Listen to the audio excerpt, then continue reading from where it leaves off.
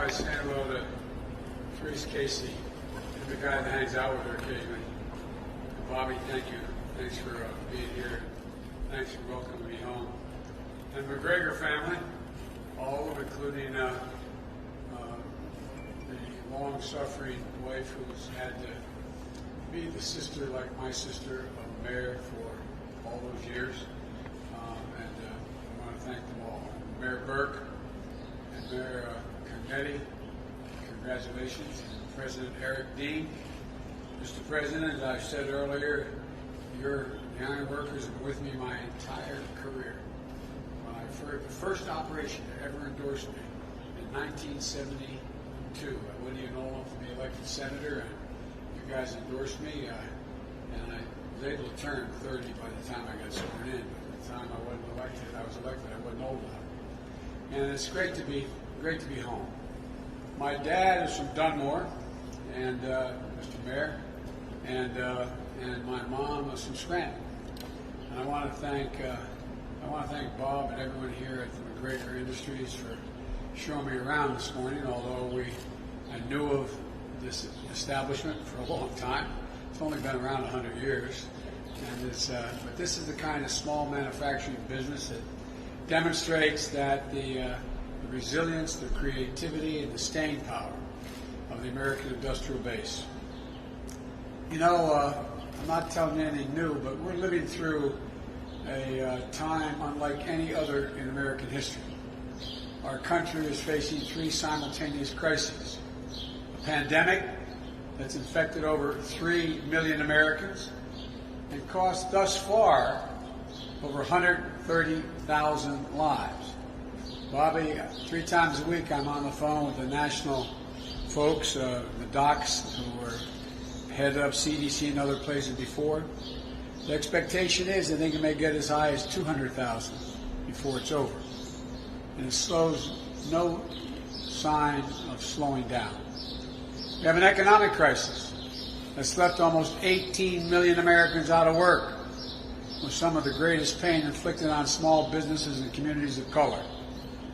A national reckoning on the issue of racial injustice that's long plagued the United States of America, long plagued our country, has come on top of a widening economic inequity and a mounting climate crisis. Each of these crises is an enormous challenge that's testing our strength, our patience, our resilience, and our commitment to our core values, and a commitment to one another. But each of these also presents tremendous opportunity for the nation.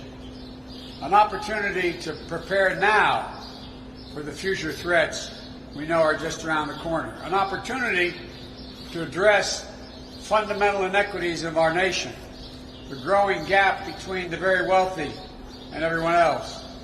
It's an opportunity to finally and fully live up to the words and the values enshrined in our founding documents of this nation. That we're all created equal, but we're entitled to be treated equally the rest of our lives. Not just created equal, but be treated equally. We all know the stakes couldn't be higher.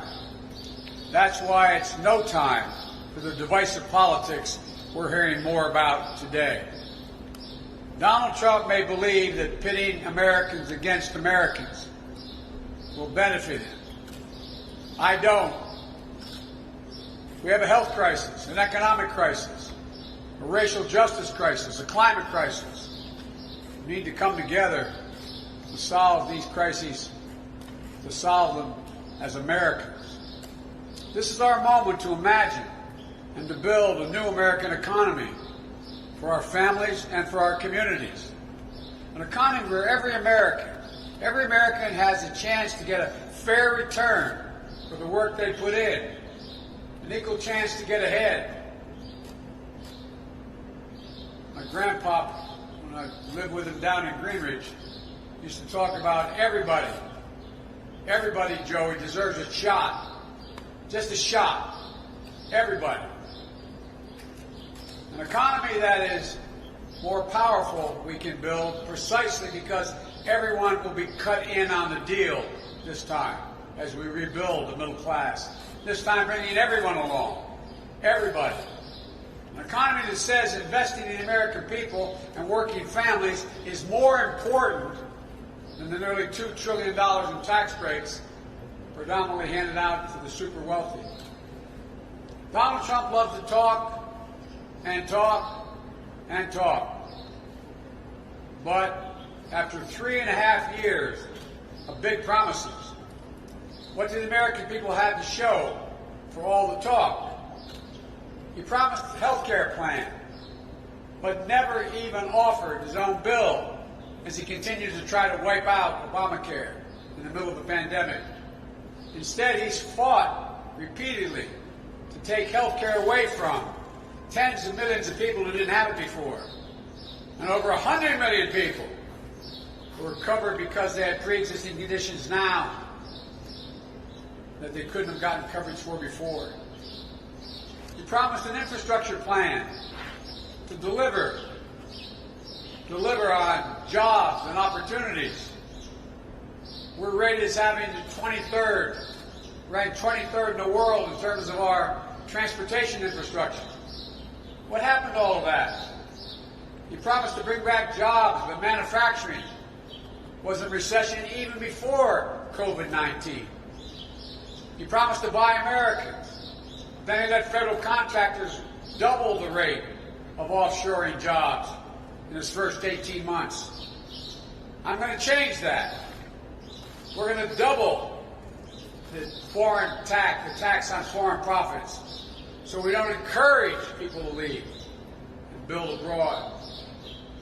And when it comes to COVID-19, after months of doing nothing other than predicting the virus would disappear, or maybe if you drank bleach, you may be okay, Trump has simply given up. He's waved the white flag. He's walked away. And his failures come with a terrible human cost and deep economic toll. Time and again, working families are paying the price for this administration's incompetence. There's no other way to say it than incompetence. Small businesses have ended up with the short end of the stick as well. Less than a third of the massive amounts of money for stimulus that the Congress has passed and the Federal Reserve has made available to the private sector, less than a third of it has gone to Main Street businesses.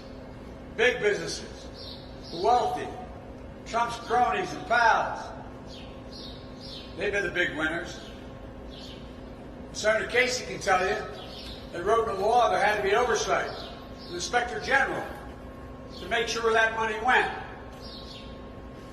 I'm the guy that had responsibility of handing out $84 billion in the Recovery Act in the financial recession. I met once every 2 weeks with the Inspectors General. Everything was open. What are we finding out now? That large chains and hotel chains and chains of restaurants, they divided all the restaurants up and treated them as individual restaurants. They're already making hundreds of millions of dollars. With Main Street, mom and pop businesses, they didn't get the money. The truth is, throughout this crisis, Donald Trump has been almost singularly focused on the stock market, the Dow and NASDAQ. Not you, not your families. If I am fortunate enough to be elected president, I'll be laser focused on working families, the middle-class families that I came from here in Scranton, not the wealthy investor class. They don't need me, but working families do. And this may be, should be, in my view, the guiding principle. We must reward work as much as we rewarded wealth. But now we just reward excessive wealth. You know, you see, growing up rich and looking down on people is a bit different than how I grew up here. Here, nobody thought and understood, nobody thought but also knew that Wall Street bankers and CEOs didn't build this country, didn't build it. You can just look around your neighborhood or your kitchen table and see who built this country. It was at my grandfather Finnegan's kitchen table in Greenridge that I learned money doesn't determine your worth. He'd say, Joey, no one in the world is more worthy than you, and everyone is equally worthy. My dad used to have an expression. The people who follow me, I know they're probably tired of me saying it, but he meant it, and I never understood it as well as I have the last 15 years. He said, Joey, a job's about a lot more than a paycheck. It's about your dignity. It's about respect. It's about your place in your community. It's about being able to look your kid in the eye and say, honey, it's going to be okay, and mean it. You know, Mr. President, over 56% of the American people think their kids will never reach the standard of living they had. And folks, we know who built this country. Hard-working folks like you grew up with. You know who built the middle class? Unions built the middle class. That's why we have a middle class. I don't know if you say, Joey, you're labor from belt buckle to shoe sole. Well, I've taken pride in that, because the only way my dad would say you deal with power is with power. With power. In corporate America, and I come from a corporate state of the world, Delaware. The only way to deal with abuse of power is with power. And labor, unions, are the only ones that have that capacity to do it. If that's raining outside, come on in, guys. I don't want anybody out there. Are you guys in the rain? Or is that not rain? I thought that was rain. It is? You guys, come on in. Don't stay out there. But look, determination, resilience, and grit. The strength to get up no matter how many times you get knocked down. Respect for hard work and for the people who do it. These are the values I grew up with and all of you have grown up with. These are the values that I'm going to take with me to the Oval Office.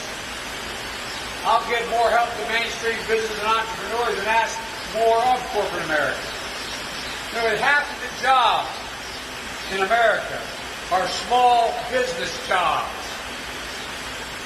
And even back as early as May, some estimates found that more than 100,000 small businesses have been permanently shut down. More closed, and it's been devastating. So enough is enough. It's time to reverse the priorities in this country. It's time to help small businesses, middle-class folks, manage their way through a pandemic. Let's help millions of would-be entrepreneurs get out from under their debts so they can start businesses. And it's time corporate America paid their fair share of taxes. We thought in our administration we should lower the tax from the high 30s to 28%, but lower it to 21%. I'm going to raise it back up to 28%. Provide hundreds of billions of dollars to invest in the growth of this country. And the days of Amazon paying nothing in federal income tax will be over. Let's make sure their workers have the power and the voice. It's way past time to put an end to the era of shareholder capitalism. The idea, the only responsibility a corporation has is with shareholders. That's simply not true. It's an absolute farce. They have responsibility to their workers, their community, to their country. That isn't new or radical notion. These are basic values and principles that help build this nation in the first instance. Now the challenge is to take these fundamental values and apply them to the new economy we have to build in the years ahead. And folks, it's not sufficient to build back. We have to build back better. That's what my plan is, to build back better. It's bold, it's practical, and it's focused on building an economy for the future, not for the past. and it responds to 5 truths laid out in this moment of crisis.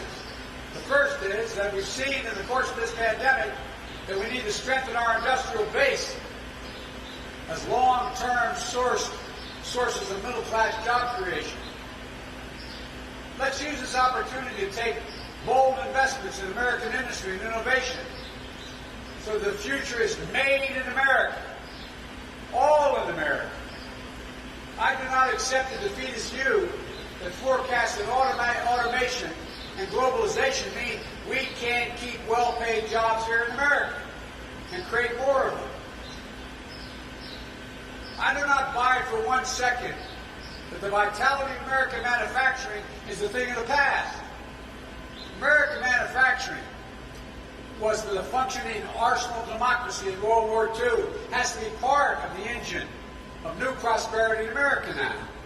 So today, I'm releasing a blueprint I think the press has, how to create millions of good-paying union jobs, building products and technologies that we need now and will need in the future. And it starts with a pretty basic idea. When we spend taxpayers' money, when the federal government spends taxpayers' money, we should use it to buy American products and support American jobs. My plan would tighten the rules to make this a reality. And it goes further. During my first term alone, we'll invest $400 billion in purchasing products and materials our country needs to modernize our infrastructure, replenish our critical stockpiles, and enhance national security. That's how much the federal government will spend on buying products, the federal government. These funds will provide reliable, predictable demand for products made by American workers and supply chains like this one right here for the American industries. We'll purchase clean energy technologies, fight climate change, building materials including steel products like those produced here, stockpiles of critical goods and equipment, and advanced technologies to modernize our government and enhance our national security. To ensure the future is made in America, we need to win not just the jobs of the day, but we have to invest in what the jobs and industries of tomorrow are going to be. The Chinese are spending multiple billions of dollars trying to own the technology of the future, while we sit with our thumb in our ear. It means fighting unfair trade practices, curbing the threat of intellectual property by countries like China. America can't sit in the sidelines in the race to the future. That's why I'm proposing a dramatic research and development investment of $300 billion in my first 4 years alone to sharpen America's competitive edge in the new industries where global leadership is up for grabs, like battery technology, artificial intelligence, biotechnology, clean energy. That's the future. And this money will be used purposefully to ensure all of America is in on the deal, including communities that historically have been left out. Black, brown, and Native American entrepreneurs, cities and towns everywhere in the region and the country. All told, this will be a mobilization of R&D and procurement investment in ways not seen since the Great Depression and World War II. In addition to bringing back the jobs that have been lost this year, my plan will help create at least 5 million new, good-paying jobs, as experts have looked at it, in manufacturing and innovation, and create them right here in the United States of America. The second thing, we've seen the importance of a more resilient economy for the long term. Our president wasn't prepared for this pandemic. He ignored the detailed briefings and warning that our administration left behind. The threat of a pandemic we told him was coming. We gave all this to his administration in transition. But he shut it all down. He shut down the pandemic office we had inside the White House. He praised the Chinese government even as the virus was coming to our shores because he was so afraid that they'd walk away from his trade deal that cost us significant amounts of money as well. Let's not get caught flat-footed again. Let's get prepared to meet the challenges of the climate crisis. That means investing in infrastructure, clean energy, creating millions of good-paid union jobs in the process. Next week, I'll be laying out an updated blueprint of how we can build a modern, safe, sustainable infrastructure and the clean energy economy, and how to make sure that the communities that have suffered the most from pollution are the first to benefit from this investment. How to strengthen the union movement, how to make sure the unions are building America, just like they built the middle class. Third thing, we've seen in this pandemic the immense burden on working parents, especially women. They're carrying as if they find themselves in a position where they're working, they're attempting to work, they're attempting to take care of their children who are young. At the same time, they're aging parents who need help and are suffering from disabilities. It's been especially hard in this crisis. Let's face it, it's always hard. So let's make it easier to afford child care and care for our aging relatives, our moms and our dads. Let's offer more pay and more economic dignity to millions of workers, often women of color, who are entrusted to help teach our youngest and care for our oldest at the same time. Donald Trump has no idea what it's like to be a single parent who's barely getting by and needs to find child care. He doesn't have a clue what it's like to provide for an aging parent, and that's understandable. But it's unconscionable that he doesn't even try to understand or empathize with the struggle of so many millions of people out there. Like a lot of you, and I'll bet there's a lot of you out there in the audience, including the press, you understand it personally. I understand it. I know how hard it is to be a single dad who has to work with two young sons at home.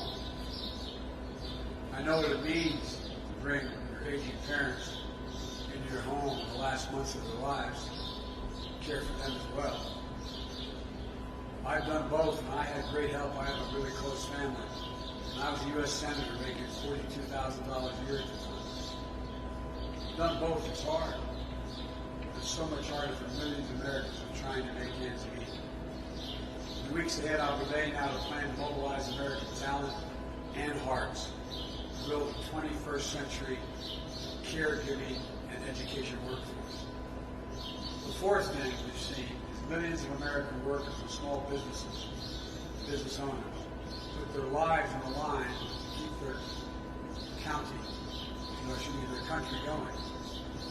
We need to treat these folks and their families as essential, not just in times of crisis, but all times. We call these folks the essential workers. I think the blinders have been taken off the bulk of the American people. Those who can afford to stay at home and stay in place, they look out there and they realize there's that grocery store clerk stacking the shelves.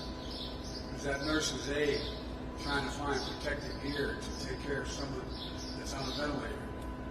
There's that truck driver. There's that mail delivery person. The essential workers. You see these ads when we clap for them as they come down the street. First responders. It's time to not only clap for them, it's time we pay them. The idea that every one of them is not worth at least a minimum of $15 an hour. Or spend time with frontline workers and then tell them they shouldn't have the right to organize, become part of a union. Organize for better pay, for paid leave, for benefits, for working conditions where we insist that they have safe and sanitary conditions of working. Maybe it is possible for him to ignore it, but I can't and I won't. It's not enough just to praise these workers. We need to pay them. Let's finish the job of Obamacare by ensuring everyone has access to quality affordable health care. Let's lower the cost of prescription drugs and stop the surprise billing and provide public options to cover the millions of Americans who are without health care by adding it to Obamacare. Let's make sure everyone has access to a good education, regardless of the zip code. Let's triple the amount of money we spend on Title I schools. Those are Title I schools. You have 18 of them. 18 of Title I schools in Scranton and Dunmore. And it means that they're very low tax bases, so they're having trouble keeping teachers. I'd triple the amount of money we spend on those from $15 billion a year to $45 billion. Raising the salaries for the teachers in those schools up to $60,000 a year. Making sure every single solitary child, aged 3, 4, and 5, is able to go to school, not daycare, Mr. Mayor. All the data shows and studies show, whether it's at the U or it's at the University of Pennsylvania, anywhere around, that increases by over 58% the chance that that child will go all the way through and graduate without having any trouble. Imagine what a big difference it will make. I think because of this pandemic, everyone has a renewed appreciation of just how hard our teachers work, how important their job is. So let's give them the resources and the support they need, both to get through this crisis and empower the next generation of American groundbreakers. So let's pay them. These aren't somebody else's children, they're all our children. They're the children, those children are the kite strings that hold our national ambitions aloft. And our teachers are critical. Finally, we've seen with horrifying clarity the cost of systemic racism, the need for a comprehensive agenda for racial equality in our country. It isn't just about police reform. It's about dealing with the deep wound of systemic racism in this nation. So we need a dedicated agenda to close the wealth gap, expand affordable housing, invest in brown and black and AAPI, Native American entrepreneurs, make real the promise of educational opportunity. For too long, the battle for racial equality has divided America. It should be used now to unite us. Donald Trump cynically claims that he is defending Americans' heritage by embracing the Confederate flag and public monuments of generals who rebelled against and were treasonous against the United States of America. People who tried to permanently rip this nation apart. Do you think Donald Trump has any idea that 360,000 Pennsylvanians fought on the side of the Union to defeat the flag, that Confederate flag, including more black soldiers coming from the state of Pennsylvania than any other state in the nation? Do you think he has any clue that 33,000 Pennsylvanians died in the Civil War fighting against everything that flag stood for? I see a different America than Trump. One that, despite all our flaws and shortcomings and failings, is still, after more than 2 centuries, dedicated to equality, liberty, and human dignity. The challenges we face today are among the biggest in our history.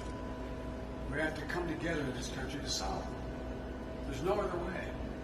I got criticized during the primaries by saying I was running for 3 reasons: restore the soul of America, number 2, to rebuild the backbone of the country, the middle class, and 3, unite America. And I was told you can't unite it. You can't unite America. We're done. I've long said America is at its best when we act as one nation, one America. That's the tragedy of Donald Trump being president today. He's exactly the wrong person to lead at this moment. He'll not bring this country together. He's determined to drive us apart, to keep his base in place. He'll not be president for all the American people, his base. He believes he's elected president only by his base. He will not appeal to the best instincts of the rest of us. He's determined to stroke and revive the worst moments from our past. I have no illusion how tough the road ahead is going to be for our country. But I'm an optimist for one reason above all others. I know the history and the heart of this country. And given a chance, just a chance, ordinary Americans can and have done extraordinary things. And they'll never, ever, ever let their country down, given half a chance. They won't let it down now. The only thing that can tear America apart, and I mean this sincerely, no foreign country, not the way he coddles up to, I shouldn't even get into this, but coddles up to Putin and others. They can't tear us apart. The only entity, the only thing that can tear America apart is America itself. Period. So we just need to remember who we are. This is the United States of America. There's not a single thing, nothing, not a single thing we've ever failed to do when we've decided to do it together. That's what this is about, doing it together. We have a great opportunity to build back and build back better. God bless you all, and may God protect our church.